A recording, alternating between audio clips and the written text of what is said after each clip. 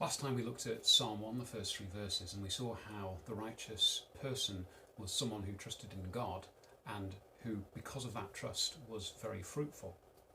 Psalm 1 continues, "But not the wicked. They are like worthless chaff, scattered by the wind. They will be condemned at the time of judgment. Sinners will have no place among the godly.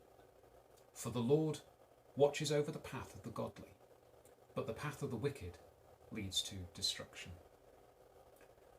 So having first seen the godly person, the person whose faith that is in God, who is fruitful, who is productive, we then see the wicked, and they're described as being like chaff. And I don't know if you know this, but wheat has a few different components. The good part is used in bread making and all other sorts of purposes, and bread was very important in these times. But there's this chaff, this element that's not at all useful for anything, and it has this property that it's quite light.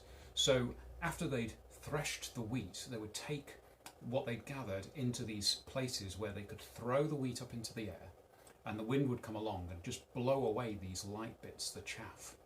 So literally the psalmist is saying that the wicked are like that. They're the useless bits that can't be used, no good for anything, that's not fruitful, not productive. And they're just carried away as God lifts up the wheat, the chaff is blown.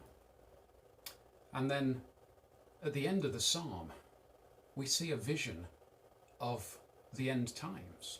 We see the judgment of God, where there's this reward for those that have loved and served him and followed Christ. The wicked stand condemned, but the Lord is watching over the path of the godly, and that watching is like a father looking at how his children are doing, because he loves them and he's looking forward to bringing them into his kingdom. And that's the hope that we have, of course, that although wickedness leads to judgment, to being excluded from the presence of God, to a lack of fruit, being godly, this is not by good works, this is simply by accepting Christ, we know. Being godly earns you the privilege of being accepted by God and of being in his presence for all eternity. And we see that just in Psalm 1, and this is a long way off from the book of Revelation, where we see much more of a vision of what the final days will be like. And it's incredible to see this theme carried all the way through the Bible of redemption of mankind. And we thank God for that he has a plan, and that plan includes us. I hope this is encouraging to you.